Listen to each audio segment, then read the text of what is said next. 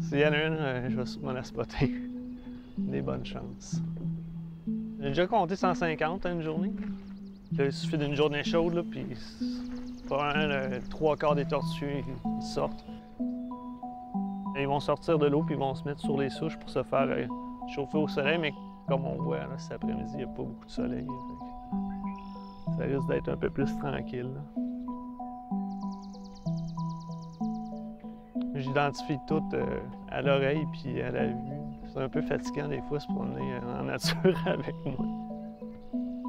Il y a 8 espèces de tortues au Québec. Les 8 espèces sont ce qu'on dit en situation précaire, donc soit qui sont menacées ou vulnérables, ou il y a un statut préoccupant. On s'en va vider des verveux pour finir notre tournée de capture vivante, marquer les tortues qui pourraient rester, puis enlever le matériel d'inventaire. Ça, puis oui. Chaque Maud, c'est l'organiser de l'équipe. Je me fie à elle pour rien oublier. C'est pas parce qu'on en voit beaucoup qu'ils ne sont pas en danger de décliner.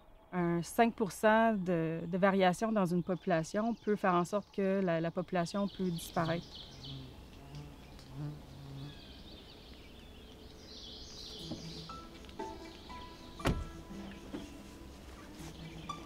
Je travaille beaucoup en bureau pour essayer de faire des partenariats, établir des modalités de gestion.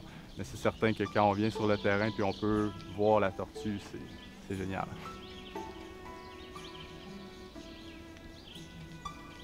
On se trouve à Bristol, dans les milieux qu'occupe la tortue mouchetée, une espèce de tortue menacée au Québec. Le noyau de population est vraiment en Outaouais. C'est comme n'importe quel animal, ils ont chacun leur petite personnalité. Il y en a qui se cachent beaucoup, qui ont peur, ils nous regardent de loin. Il y en a qui vont essayer de fuir. La plupart sont assez peureuses, mais vu qu'ils ont développé une carapace, tu peux les approcher quand même un peu. Il y en a beaucoup qui sont curieuses aussi, qui essayent de trouver des chemins ou de regarder ou de sentir.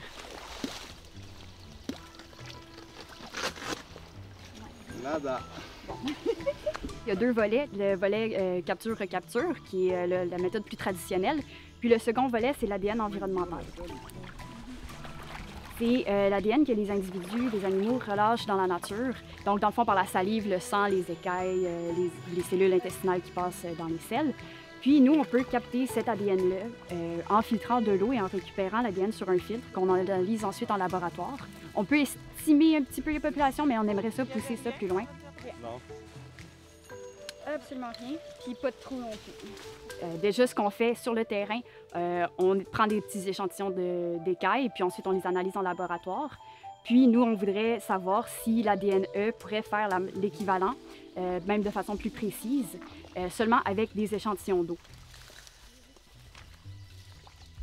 Un des objectifs de ce développement-là, c'est d'utiliser des technologies qui sont en développement dans plein de domaines pour être plus efficace pour détecter nos tortues, puis être plus précis pour évaluer les états de population. Y'en a plus? On en a eu un. Puis un autre bénéfice à ça, c'est que c'est des méthodes qui sont moins invasives, donc on a moins besoin de manipuler, capturer les tortues. Donc c'est un triple bénéfice, je dirais. Un beau mâle. Un beau mâle. Un beau mâle marqué. Est-ce qu'il est marqué? Ouais. Idéalement, si on pouvait remplacer juste par l'ADN, ça nous permettrait de faire beaucoup plus de milieux en beaucoup moins de temps, puis pas manipuler les animaux. Ça, c'est la tortue mouchetée.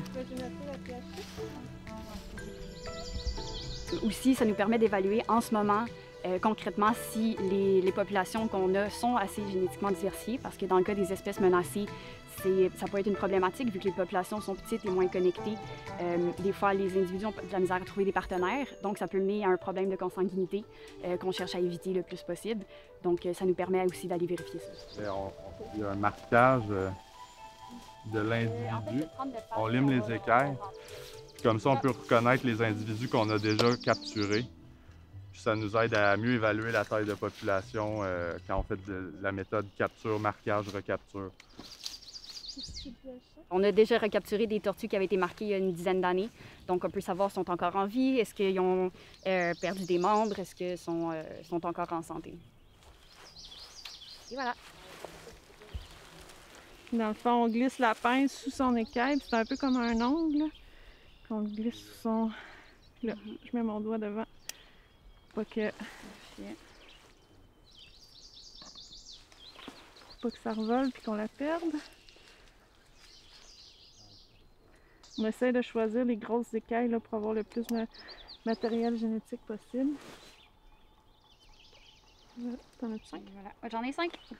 On va essayer de comparer la méthode traditionnelle, donc prise d'échantillons directement sur les individus vivants, comparée à l'ADN environnemental, voir si on est capable d'estimer cette diversité génétique-là, puis à quel point on peut aller être précis. Donc, il n'est pas réveillé encore. Ouais. Les régions où il y en a le plus, ça serait l'Outaouais, la Montérégie, l'Estrie, de façon générale, les cantons de l'Est. Là. Il y en a quand même aussi dans les Laurentides, mais c'est toujours dans le sud de la province, le long des Basses-Terres. Il y a des tortues qui sont plus dans les rivières, il y en a d'autres qui sont plus dans les milieux humides, il y en a qui sont dans les étangs castors, comme la tortue mouchetée. Il y en a qui sont dans les baies de rivières. Fait que dans le fond, il y a tous ces éléments-là qui vont déterminer la répartition des tortues. Ici. On peut comparer la vie d'une tortue à la vie d'un humain. Il y en a qui meurent plus jeunes, il y en a d'autres qui vivent plus vieux, mais c'est assez comparable. On commence à se reproduire dans la vingtaine, puis après ça, on décède là, 90, 100 ans pour ceux qui sont chanceux. Il y a des espèces, ça prend 5 ans avant qu'ils atteignent leur maturité sexuelle, mais d'autres, ça peut être 20, 25 ans. Si on rajoute l'humain là-dedans, la destruction des milieux humides, la mortalité routière sur les routes, on ne peut pas éviter une tortue, on l'écrase. C'est une pression supplémentaire, puis des fois une variation de 5 % dans une population où il y a beaucoup d'adultes. Mais si on enlève un adulte, un autre adulte, c'est des adultes reproducteurs qui ne pourront pas assurer la survie des juvéniles.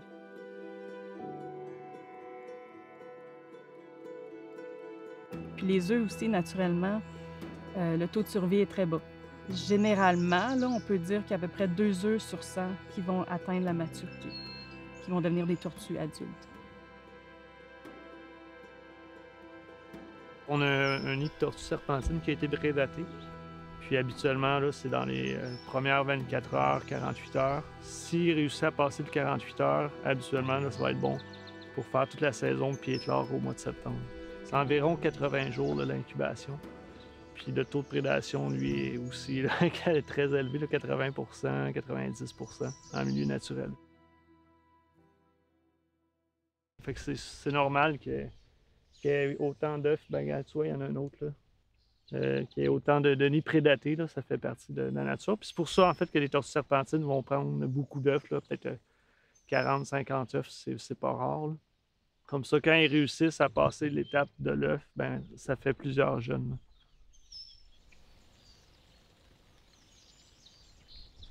Quelques coquilles ici d'œufs de tortues serpentines. Les tortues, quand ils viennent pondre, des fois, ils vont uriner pour mieux creuser puis mieux stabiliser le nid. Puis ça laisse une odeur, veut pas. Fait qu'après ça, ben, les ratons, ils viennent puis ils sentent les œufs puis là, ils déterrent. Puis ils mangent les œufs. Dans les plans de rétablissement, il y a des objectifs. Puis, un des objectifs, c'était de documenter la mortalité des tortues sur les routes. Moi, je me suis posé la question, de quelle façon est-ce qu'on peut mesurer ça? Est-ce que c'est en envoyant des biologistes partout sur les routes? Ça va être impossible à financer. Il n'y a pas assez de biologistes pour le faire, il n'y a pas assez de spécialistes des tortues. On s'est dit, bien, de quelle façon est-ce qu'on peut aller chercher les données, mais avec peu de ressources? Carapace, c'est une plateforme de signalement, d'observation des tortues pour le Québec. Donc, l'objectif, c'est de ramasser des données sur la fréquentation des tortues sur les routes. La première année qu'on l'avait fait, c'était uniquement en Outaouais, puis sans trop de publicité. Là, on a ramassé plus d'une centaine de données. Puis après ça, on avait remarqué qu'il y avait des données qui avaient été récoltées à l'extérieur de l'Outaouais même. Fait que là, on s'est dit, bon, on l'essaie-tu dans la province? Fait qu'on l'a ouvert à tout le monde, puis on partage les données maintenant, là. C'est sûr que l'information de mortalité, là, qui est toujours décevante, là, surtout quand on remarque qu'il y a de la mortalité qui est toujours au même endroit, mais là, ça allume une lumière. Puis, dans le fond, il y a différentes solutions qu'on peut prendre. Puis je pense qu'avec 5 ans de données, tu sais, on est déjà en mesure d'identifier, là, on a fait une analyse, au moins une 50aine de points chauds de mortalité au Québec. Puis quand on rajoute des données, c'est là qu'on peut vraiment identifier lesquelles seraient prioritaires parce qu'on ne peut pas régler des problèmes partout. La façon de régler les problèmes le moins coûteux, ça serait de mettre des pancartes. Surtout quand une route est en 2 milieux humides, il y a pas mal de chances qu'une tortue traverse à un moment donné. Fait que c'est d'attirer l'attention sur la vigilance. À même la construction de la route, on peut créer des passages souterrains. Il faut idéalement que ça ressemble le plus à un habitat naturel. Dans le cas d'une route qui est déjà construite, on peut par exemple trouver le ponceau qui est le plus adéquat, mettre une clôture de dérivation, connecter la clôture pour que les tortues, au lieu de passer sur la route, ils soient déviés par la clôture, puis ils utilisent le ponceau. La finalité de Carapace, c'est vraiment d'aller vers ces solutions-là. C'est la raison pourquoi on partage les données avec tous les organismes de conservation, les gouvernements au Québec, parce que nous seuls, on ne peut pas intervenir partout. Donc on a besoin d'aide, puis c'est de la façon qu'on le fait.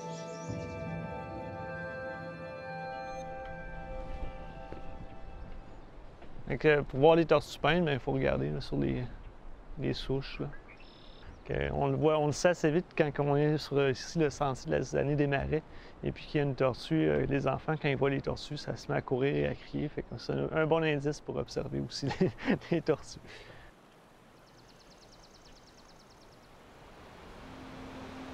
On vient ici souvent, ça nous aide à avoir du bon temps en famille puis à relaxer. Là.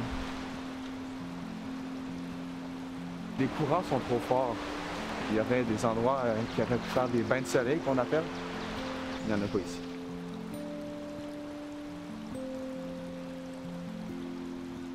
J'ai écrit un livre sur les tortues à l'âge de 11 ans.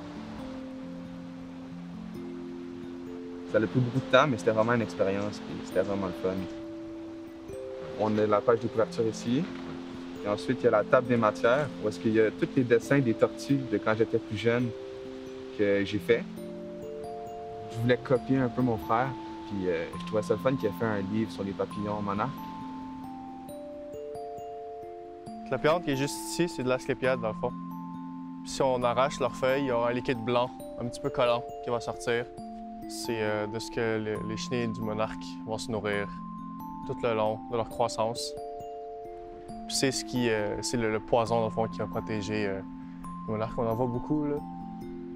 Puis c'est là-dessus qu'on pourrait retrouver des œufs. Je l'ai commencé en fait le livre parce que j'étais vraiment tanné de me répéter à l'école. Fait que je suis arrivé chez nous puis j'étais comme maman, je vais faire un livre.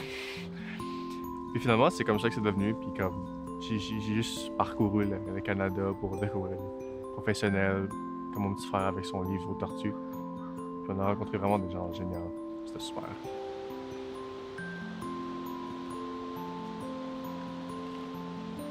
À mon école primaire, il y a quelqu'un qui est venu nous présenter des espèces en danger à l'école.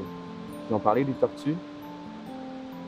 Puis je me disais, ouais, je crois que c'est sur ça que je vais parler. Pour la plupart, oui, c'est toutes des photos qu'on a prises dans des parcs, dans des forêts, ou il y en a aussi, si je ne me trompe pas, à l'intérieur. Exemple, ici, ça c'était dans un habitacle. Ça, c'est une tortue serpentine. Puis là, ici, c'est où est-ce qu'on va commencer à parler des 8 espèces de tortues d'eau douce.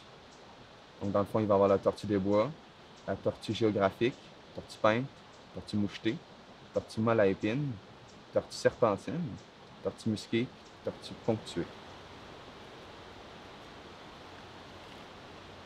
que je peux dire, puis je pense que je peux parler au nom des spécialistes des tortues, les biologistes qui trippent sur les tortues, on trouve ça vraiment, vraiment intéressant.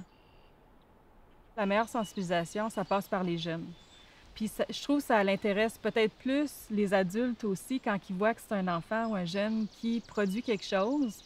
Parce que là, ils se disent, OK, si lui est intéressé, tu sais, ça vaut peut-être la peine de l'écouter. Alors qu'entre adultes, tu sais, des fois, c'est pas important, les tortues. Fait que les biologistes qui travaillent là, sur les tortues au Québec, là, ont trouvé ça vraiment super. C'est très cool.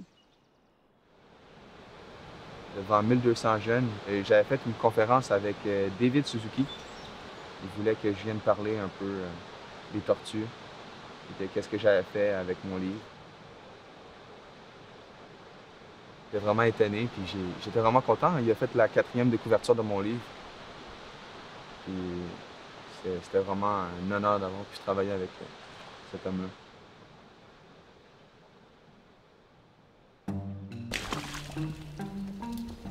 Pas sûr, mais c'est un bon bord.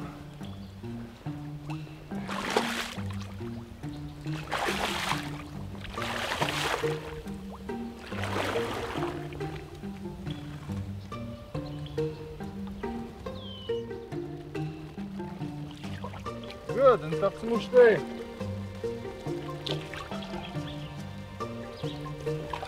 Je pense que l'intérêt des tortues, beaucoup, c'est de les voir comme des ambassadeurs de milieux humides et hydriques. Donc, c'est des espèces qui sont partout au Québec, là, au sud du Québec, je dirais principalement, mais qui sont vraiment des espèces charismatiques pour représenter la valeur des milieux humides puis des milieux hydriques.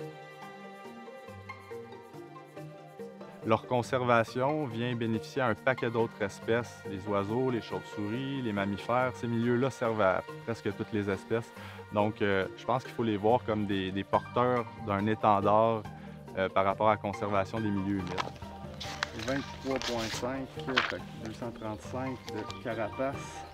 On ne partage pas les données à n'importe qui. Quand on le partage au public, on prend une échelle qui est plus grande, pour pas que les gens puissent identifier précisément là, des endroits où il y a des tortues rares. On veut éviter aussi le braconnage. On ne partagera pas ces données-là à un biologiste individuel, qu'on ne sait pas trop c'est quoi son projet, puis que peut-être les données vont être distribuées ailleurs. Pas parce qu'on ne fait pas confiance, mais on ne fait pas confiance, d'une certaine façon. 1825. Fait que c'est vraiment, on choisit des organismes qu'on sait qui ont les capacités et la volonté, soit de faire de la sensibilisation, soit de mettre quelque chose de concret sur le terrain, là, sur les routes, des choses comme ça. On ne garde pas les données pour nous.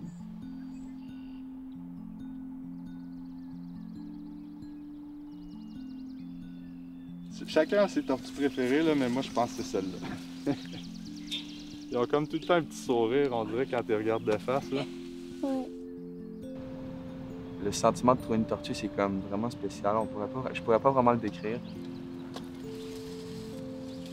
Quand tu la trouves, tu es comme un peu heureux. C'est comme si ta mission était faite. Ce sera toujours un peu à l'intérieur de moi, dans le fond, une passion sur les tortues.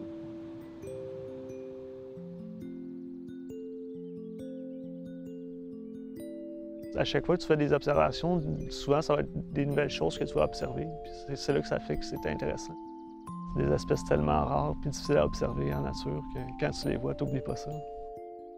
On va y mettre un petit setup de relâche un peu plus sexy que dans la boîte.